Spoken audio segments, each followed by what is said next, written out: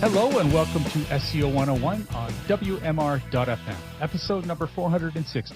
This is Ross Dunn, CEO of Stepforth Web Marketing, and my co-host is my company's senior SEO, Scott Van Ack. Happy 2024, my friend. Yeah, happy New Year indeed. We are currently in a bit of a deep freeze right now in this part of British Columbia, and my kids are enjoying it. They're excited. They're away from school. They shouldn't really be, but whatever they are. And today is, Chapter 6 of our SEO 101 learning series, and we're going to focus on monthly maintenance. We had a hard time actually figuring out the name for this chapter simply because there's so many different ways to encapsulate it. But this is something, we're going to get into some of the tools we use, some of the techniques we use to evaluate results. And really all of that does fall under what we kind of do on a monthly basis for our clients. There's often more to it, and there's, it's the it depends thing, but it is a good start. So let's start with monitoring, ranking, and results. Now we have two, or is it just two? Or we have, two different solutions for you. One is the free solutions, and the second are the low cost. For free, we have Google Analytics, what you can use to monitor the traffic to your site. Some of the, it's so long since I've dug in. There's nothing there evaluative about rankings, right? No, you're just more looking at the progress of your site. You can, extract your organic traffic versus your paid traffic versus your direct and all that kind of stuff. Yeah, and I say this because Scott's the man on the ground, the one that's working hardest on each site individually, and I'm more of the big picture sales guy / consultant here. So it's good that we have a good team here. Now, Google Search Console is next, and it definitely does give you some idea of rankings. How accurate they are is very debatable. Not sure. Google kind of gives you an average most of the time of what your rankings are, and I don't believe that's very effective, but it is helpful. It's still another place you can look, and it gives you some insight. The next one is the Schema Validator.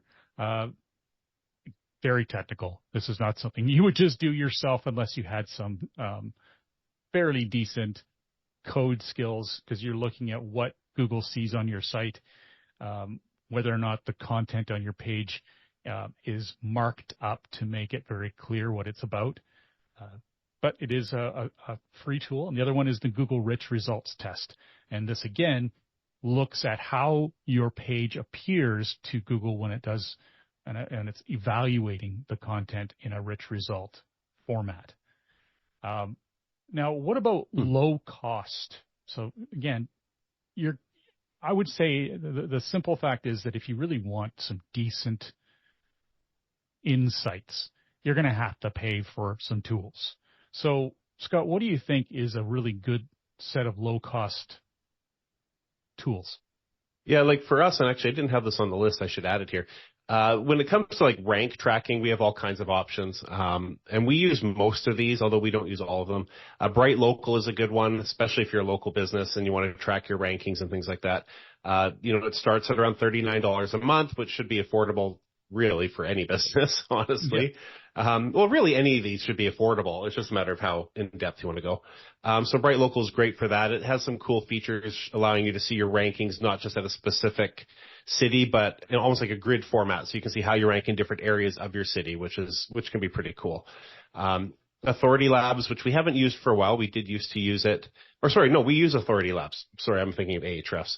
Authority Labs is just sort of a really basic rank checker. You dump in your keywords, your URL, your location, and it gives you a daily synopsis of how you're ranking for those keywords.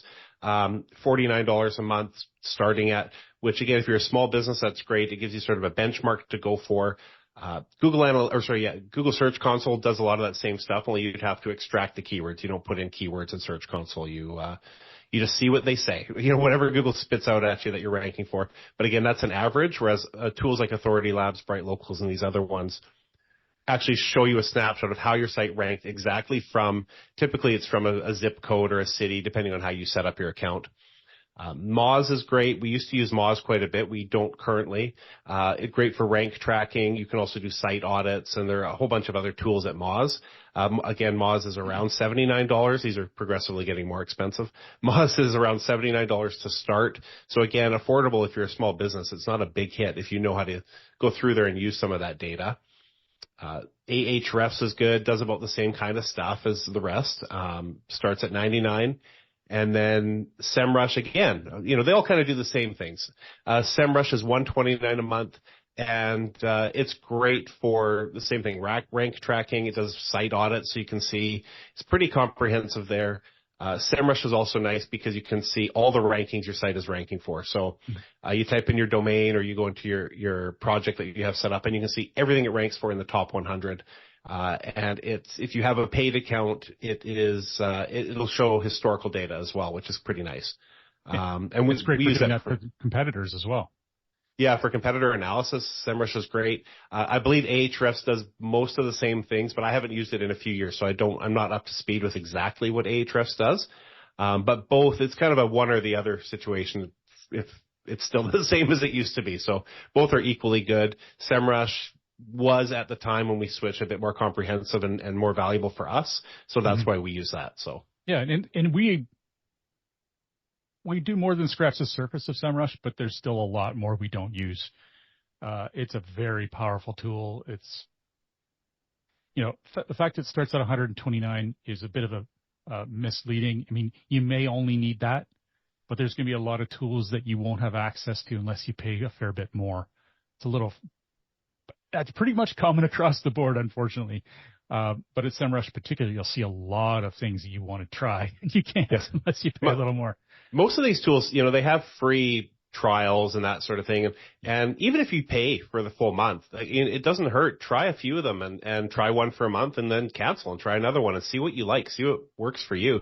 Even if they show the same information, the way their systems work is all a little bit different. And, personally, your preference might lie on one over the other just because of the usability of it. So.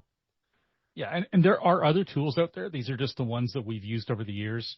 Our personal kit is Bright Local right now.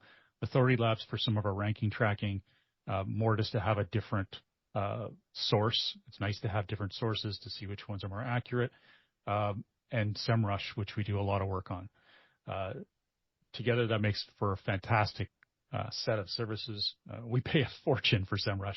It has definitely gotten expensive, but it is good. Yeah.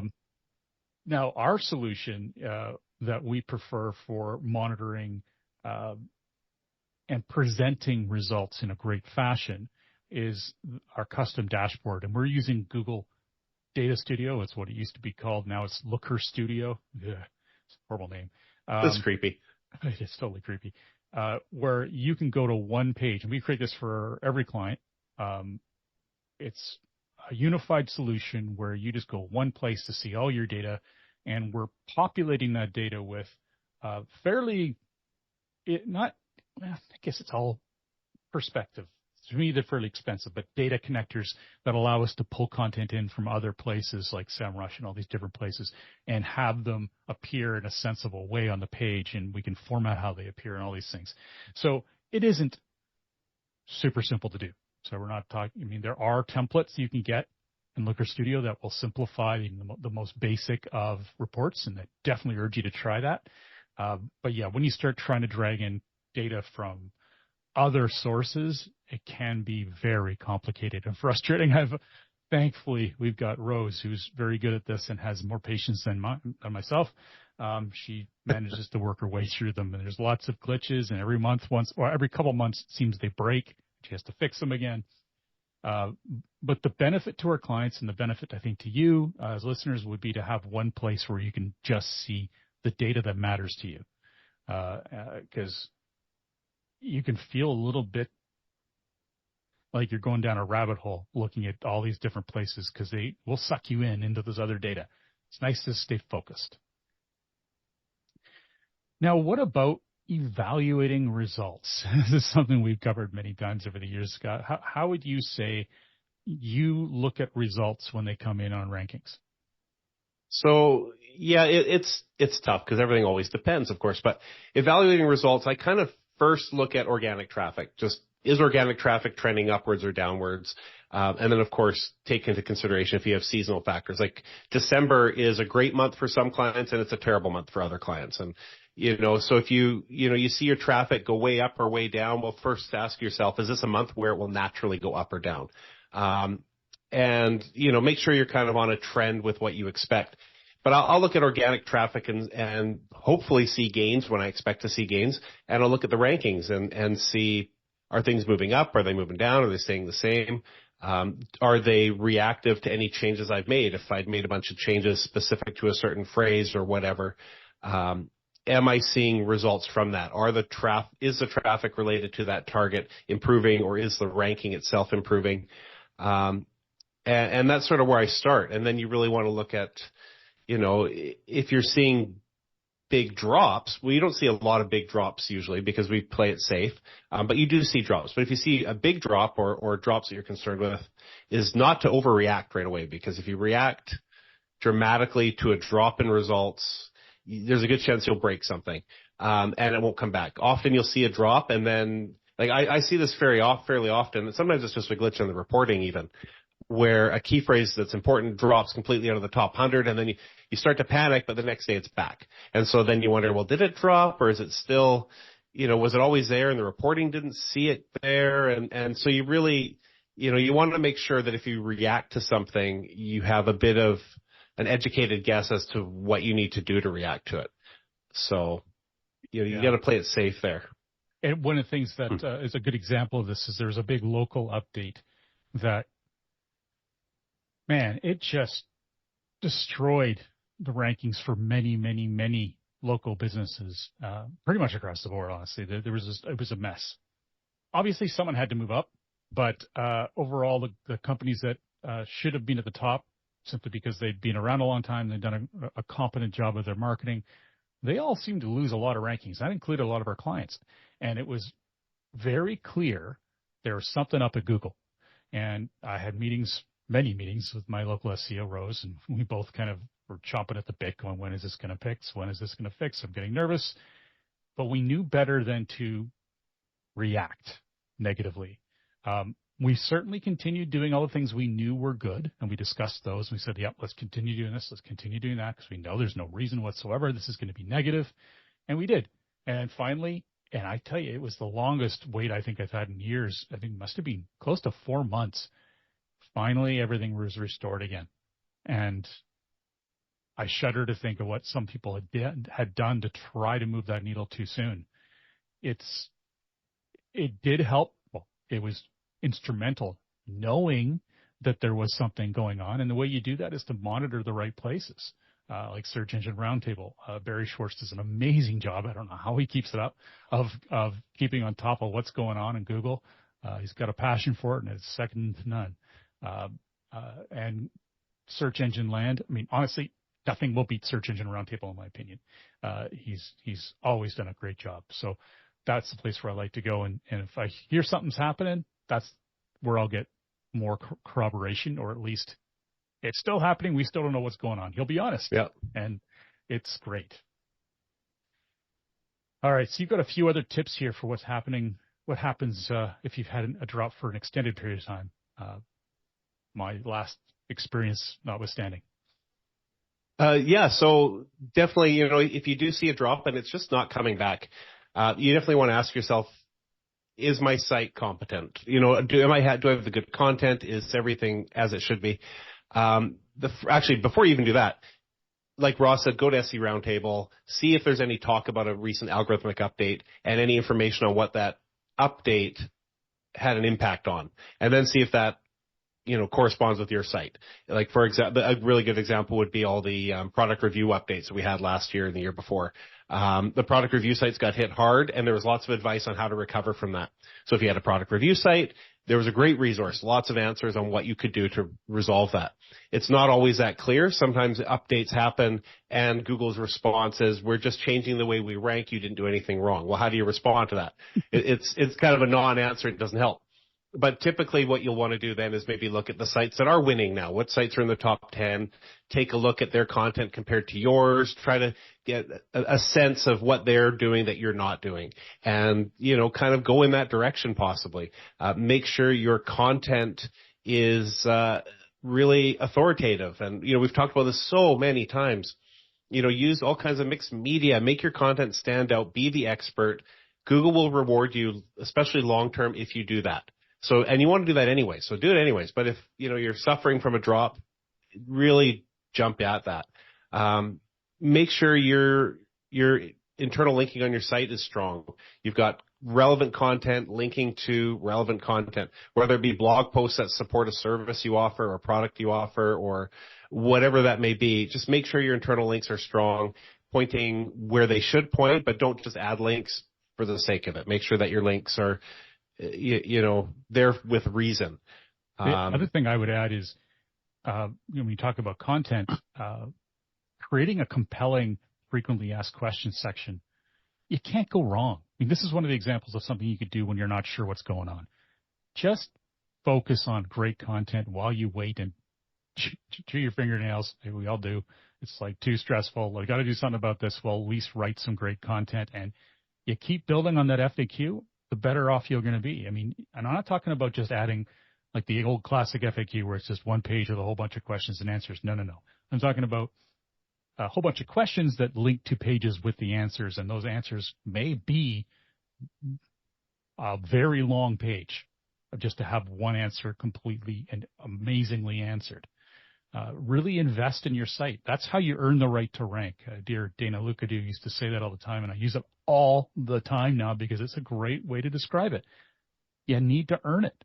And sure, people have found ways to fake that, but it never lasts. Just do it honestly by creating great content. All right. You jump into schema now, Scotty. Yeah. Good tangent there. Yeah, make sure that you've got schema on your site. Make sure that things that should be marked up are marked up. If you have an FAQ, which you probably should in most cases, make sure you're using FAQ page markup or the Q&A markup if it's applicable. So those depend. Like Q&A is basically a question with user-generated answers, and FAQ would be a question or questions with you answering them yourselves. Make sure your videos are marked up. Make sure your people are marked up, whether that be authors or bio pages for people on your site, important people for your business. You can mark up all kinds of things. Your product markup. If you're using something like WooCommerce or Shopify, your products are going to be marked up automatically anyways. But if you're using other content management systems, maybe they're not. So make sure you've got your product information marked up, your reviews marked up. If you don't, that stuff is going to help you rank. I already talked a bit on images and videos, but yeah, make sure you've got good quality images and videos and things to draw people in and set you apart and add value. And if you have a blog or you have articles, you need an author page and really push your expertise with that author page. Talk about who you are and why you're important, and you're linking off to your other appearances in the news and media, and have that marked up with person markup, of course, with same as that points to all your social profiles. And even if it's not an author page, if it's just a bio page, you can do that as well. Create that for all the bio pages you have on your site for all your top level employees and staff, and all that helps add authority and helps bring some of this stuff back to ranking well. Cool. Well, and I think as a part of this again, and I realize we're doing maintenance here, we're analyzing things, but we're also talking about how to act on it. If you feel you need to build authority, we talked a little bit about it already, but a cheap way to do that is using ChatGPT to create more content. Just don't focus on that. I'm not going to go into detail on that because we've already covered some of it, but just make sure that you're not just using the vanilla output. You want to make sure you've added your own expertise, your own quotes, adding your own imagery, your own links, some follow-up FAQs or links to further articles, etc. If you want to get really aggressive with creating more authority, of course, there's link building, which has to be done very carefully. There's using tools like Content at Scale that allows you to create exceptionally long but very detailed articles that cite different sources, automatically uses quotes, automatically builds in FAQs. It's pretty astounding what it can do. Again, you would never want to go with the vanilla approach. I've had to do a lot of editing on those before they're ready for prime time. But it allows you to create kind of the ultimate content, which I figure is the content that makes people go, wow, this is really all I needed to answer that question and more. So that's an option. Yeah, a little more money though, right? Another is press releases. One of the services we've been putting together, and it's been quite successful, has been creating press releases that are purely designed to build signals for search rankings. These are not ones to get you in the Wall Street Journal, not to get in your local newspaper. These are ones that are going out to sites. These press releases are going to sites that are well regarded by Google, that will give you some a little prime time that Google will notice this essentially, and they'll take notice that you are more than just an average business staying stagnant online. And that they'll have the proper signals to different pages, different ways to build some authority to those pages, and also to generate more signals to maybe new pages, new content you have on your site. There's a lot. This is all stuff that we have to do on a regular basis when we're evaluating and deciding how to respond to pages that aren't performing well, that need more. We decide need more internal links. Some of the things that Scott's already mentioned. And, these are the more aggressive ones. There's also, we get into much bigger stuff here, hiring, what are they called? Influencers. You can get someone in your industry that's, or a person who is well regarded in your industry in a social media sense, and have them review your product or service. And they're available to be paid for.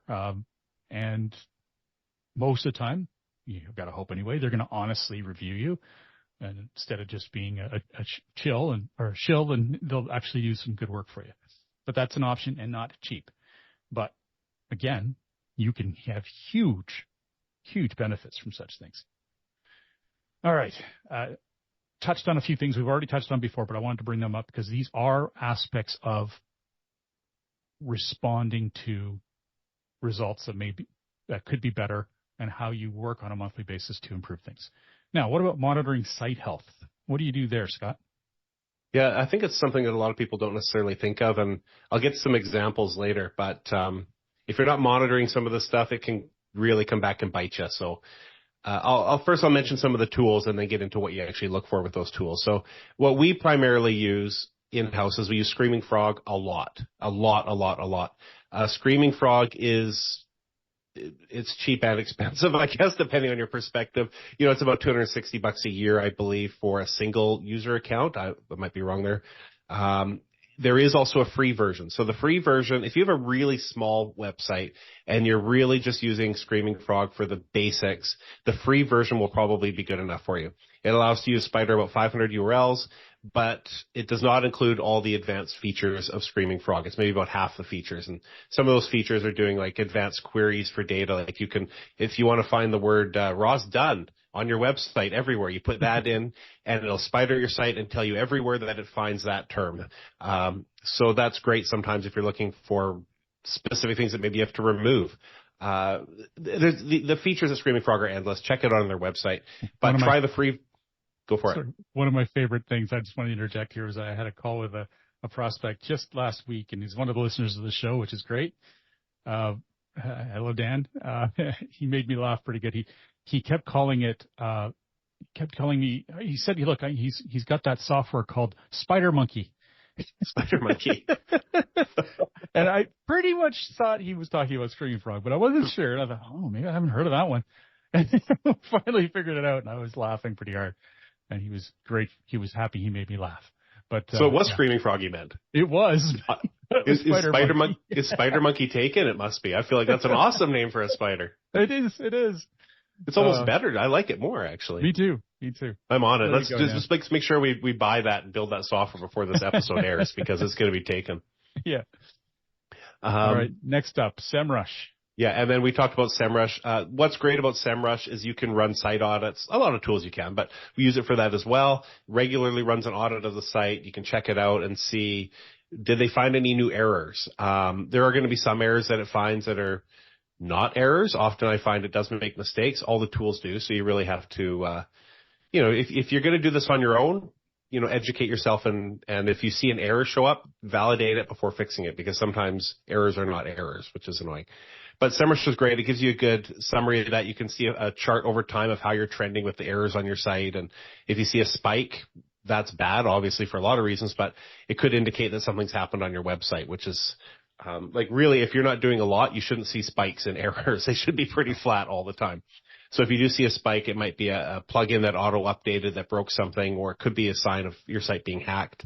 And then we don't use, again, I've mentioned this before, we don't use Ahrefs in-house anymore, but a lot of people do. A lot of people love it, and it's a bit cheaper. So you might want to consider Ahrefs.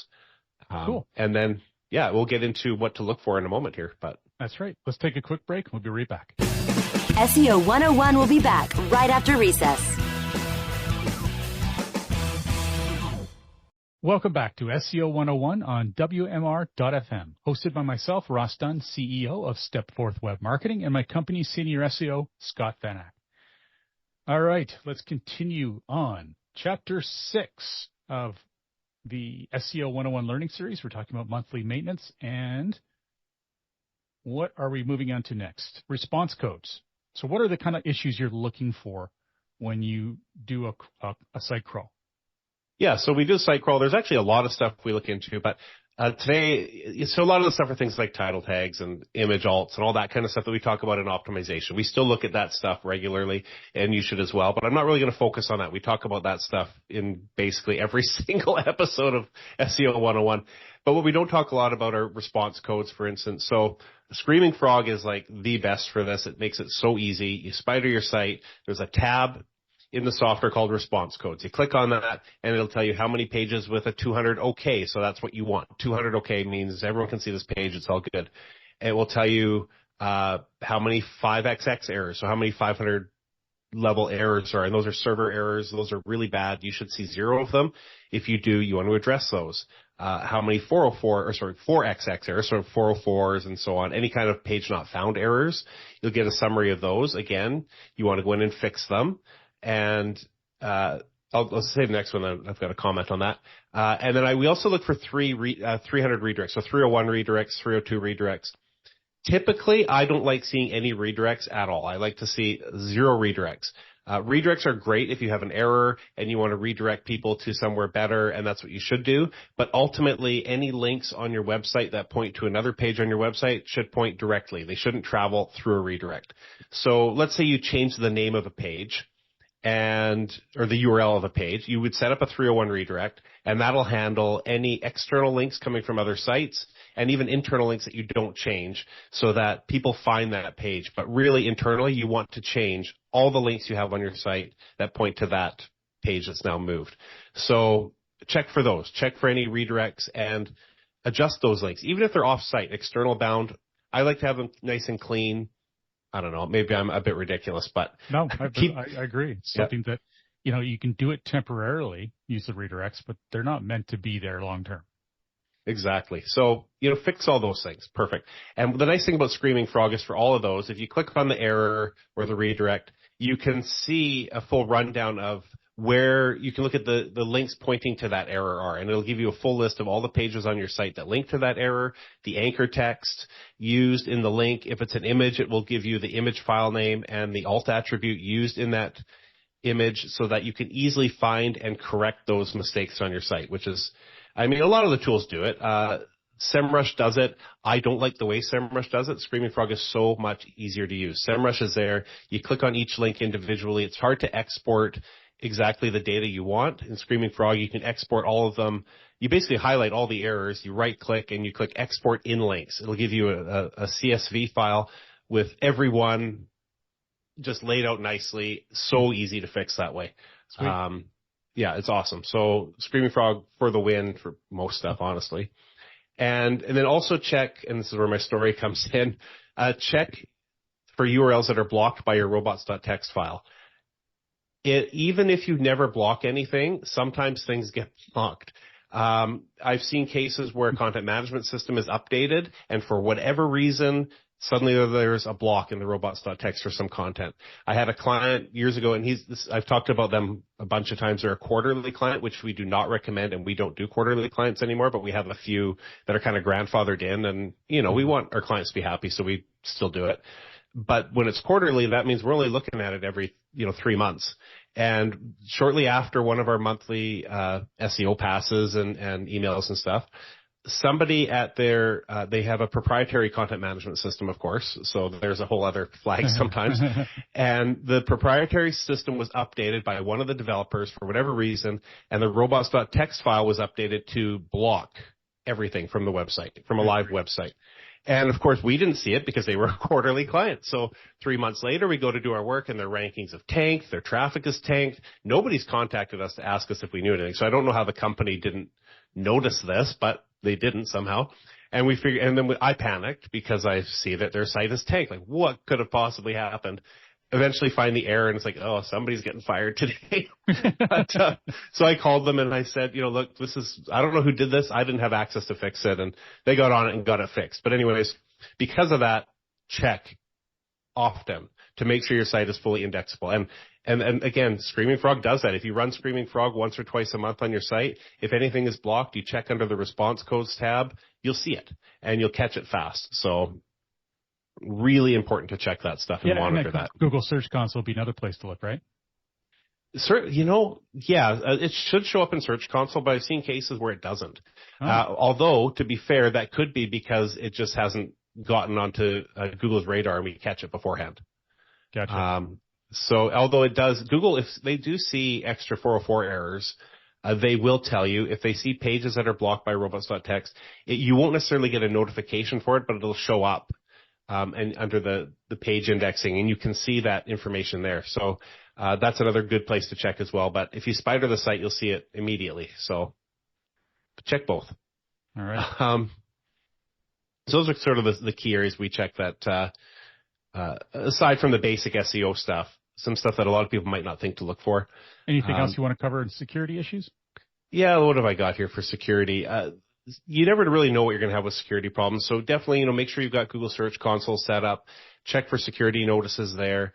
I've seen sites get hacked and never see a message in Google Search Console as a result. It's crazy, but sometimes you do. So, have it, check it, make sure you see those messages from Google. If you do a site audit in SEMRush, if you have security issues, I should notice that the messages from Google will be if you're hacked, not necessarily have a security issue, but if you actually have something bad that's happened as a result. A site audit from SEMRush will point out issues. Some of these might be things like secure pages pointing to insecure versions of your site, other things like that. So that's something you want to make sure is cleaned up. And that'll be pointed out there. Screaming Frog points that stuff out too if you know where to look. It doesn't just tell you, you have to know where to look, but it's in there. One of the things I appreciated that Google did for a long time, and I haven't seen them do it for a while, I guess they've stopped doing it, is in search results, they would say this site may be hacked. And I loved that because, first of all, it was a nice precautionary measure. We warn people not to click on it. It was also like, if we saw that, it would be a pretty immediate, oh, shit, I need to fix this. And you would definitely jump on that, and clients would see it. They're like, oh, my God, I just saw this. And we'd be right on it, too, if it was something that literally could have happened minutes ago, because Google, they're on fast some with sites that are very active, are indexing them a lot, and they can find this stuff. And sometimes they were wrong, and it wasn't hacked. But the beauty of it was that it was very helpful to have yet another person watching it, person, air quotes. Well, even then, like I forgot all about that actually. But yeah, you get examples where maybe even just a customer of that business or a client sees it. And like you as a business owner, you're going to find out really quick your site is hacked if Google's putting it in search results. And really, that's I call that a win. Like on one regard, you might think it's bad because it'll prevent people from going to your site, but it really gets you to fix it in a hurry. So, I mean, I can see the backward side of it, the negative side, which is that maybe it was a great way to highlight to hackers that this site is hackable. That's true, actually. No kidding. But you know what? I would rather know about it, because that site already is damaged. Yeah. Perhaps they could do worse, but you've still got backup, so you better anyway. If you don't, that's a whole nother issue. that's another episode. Yeah. Yeah. One more quick other way to find out if your site is hacked, and this is a really basic, simple way. Do a site : search in your site or in Google for your site. So that's, again, you do go site : example.com and search for pages on your site that Google's showing as being indexed. If your site is hacked with one of those hacks where they inject your site with spam pages, you're going to find it very quickly scanning through those pages. You might start seeing pages for adult-oriented products or gambling or whatever. You'll know really quick if you see the stuff that shouldn't be there. So something I check for periodically too. So yeah, it's good. And one of the things that I found kind of sad is that we used to be able to get a number when you did site : searches. It would say 300 pages found or something. Nothing's showing anymore. They removed it. Oh, they removed that? Yeah, it's fairly that's recent, interesting. Now I'll just see the results, and since it's forever, what do they call it? You just keep scrolling and scrolling and scrolling. I can't use my words today. The infinite scroll. Thank you, infinite scroll. You don't see a result at the bottom either out of how many searches. Nothing. They've totally taken away data, which I think sucks. I liked seeing that number. I guess the numbers are just too big. I guess so. It just seems to me like Google's becoming more and more of a black box, which I don't appreciate. The more data, the better for everyone. It's totally true, isn't it? Yeah. All right. Cool. Well, now the next part would be checking overall rankings. Yeah. What would you say is the best to move with there? Yeah, so what I like to do is, again, using SEMRush. SEMRush is awesome. Other tools probably do this, but go into SEMRush, you enter in the domain name, and it will list out how the site is ranked for the last month, 3 months, 6 months, year, 2 years, or all data. And you can see a chart that shows how many number one rankings you have, how many top 3, top 10, top 20, top 100, and it lists all of that. And so I may not necessarily go in and look at what is specifically ranking, but I'll just check to see how that chart is trending. Does the site have more rankings, less rankings? If it's a small deviation, I don't know what percent, 5%, 10%, I guess it depends. I don't worry too much about it. But if you see a significant drop, obviously it's just another indicator that you need to investigate what's going on here. Or maybe things have a significant bump up, and then you get to celebrate and open up a nice bottle of scotch. But just keep in mind, one of the big disadvantages, and this is the case for many tools, is they don't do a good job of local rankings. The best one I know of is Bright Local. SEMrush does a crap job of showing how you rank locally. So do keep that in mind. If you're a local business, it's not bad to look at, but don't consider it the holy grail. Get a Bright Local account. I don't honestly know anyone out there that has a better system than they do. And you'll have a far better understanding of where you sit based on your locale.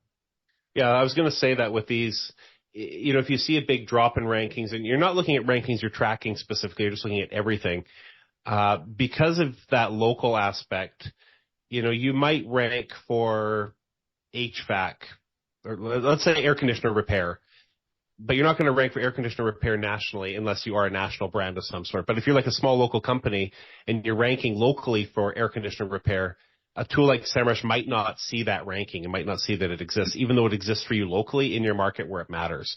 Mm-hmm. So it's good to look at these rankings. If you do see things drop, it's not necessarily bad. They could even be rankings that are irrelevant that have Google's filtered out that don't even matter. And so you just look, if you're only looking at the chart and seeing it drop and you panic, well, maybe the stuff you've lost is irrelevant anyway. So it's all grain of salt stuff, but it's kind of an indicator. If it drops drastically, take a look and investigate further and see if you need to act, try to get an idea of what's happening there. So 100% I should clarify one thing, and that is that SEMrush doesn't suck when it comes to local rankings if you have local tracking set up in a profile in an actual site account. That's different entirely. What I'm talking about is the off the cuff, how am I ranking? Just type in my domain. Here's a dashboard. And that's what you can do for any competitor too. It's when if you actually have it set up as a profile then you'll get a much better result. Not that we've done any of that recently, but I know that would be much better. So do keep that in mind. I don't want to slam them because, I really enjoy the system. Yeah, it comes down to knowing how to use the tool. Exactly. It's a very dangerous tool if you don't know what you're doing, or if you don't investigate why, and just, you have to get to know how it works and what everything means. Exactly. Okay. What else do we have to cover in overall rankings? Anything else we've missed? For overall rankings, not really. I mean, certainly you look for the rankings that matter most and make adjustments according. Again, we've talked about that a lot in other things with optimization. I think it was episode 3 or something. But we do check that, and you should check that. If you've got your core targets that you're going after, follow those and see how they're ranking and fluctuating. And again, if you see a drop, don't panic. Look at the trend. Tools like Authority Labs is a good example for this, where you can see the rankings as it's tracked every single day. So you could see, like, does this ranking fluctuate over time? Well, you can do it with SEMRush as well. And if it does fluctuate and you see it drop, give it a few days. And if not, maybe take a look at that term and like we said before, make adjustments to try to bring that up. Cool. I'll give you a break here and talk about plugins and CMS. Where's my water? Yeah. Content management systems, the abbreviation CMS. So if you have a WordPress, this is a perfect example. Certainly one of the platforms we focus on. You've got plugins. These are add-ons that allow extend the capability of the system. Now, these add-ons are often updated, sometimes to plug a hole where a hacker could actually take advantage of your site and get access, and it's quite dangerous. Other times to add new functionality. Sometimes even to fix a break that has occurred because WordPress was updated and it needs to keep up to date so it can be interoperable, right?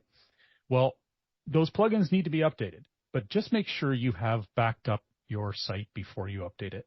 Because if that plugin update collapses everything, breaks something fundamental on your website, you're going to have to roll back.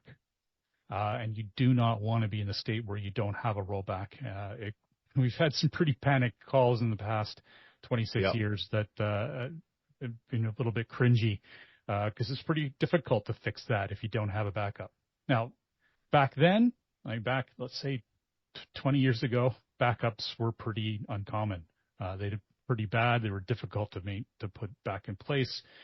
Nowadays, there are some pretty awesome plugins out there that allow you just to restore the website with one click, or close to it. We actually have our own thing we call Step 4 Security that we offer our clients, and as close as we can insist upon, simply because it covers everyone's arse, and it literally has 90 days of backups. Because I want to be able to restore a site if we find out it's hacked. If it was hacked 60 days ago and somehow it wasn't noticed, it can't happen. Hackers are right people. It definitely happens. We can actually go back before that and restore the clean version after we've plugged the issue that caused the hack. You can't do that in most backup systems. Most only have 30 days of backups maximum, and if you're lucky. So anyways, make sure you do a backup before you do any plugin updates. If there's alerts when you first log into your WordPress dashboard, all of these things have to be managed. Okay.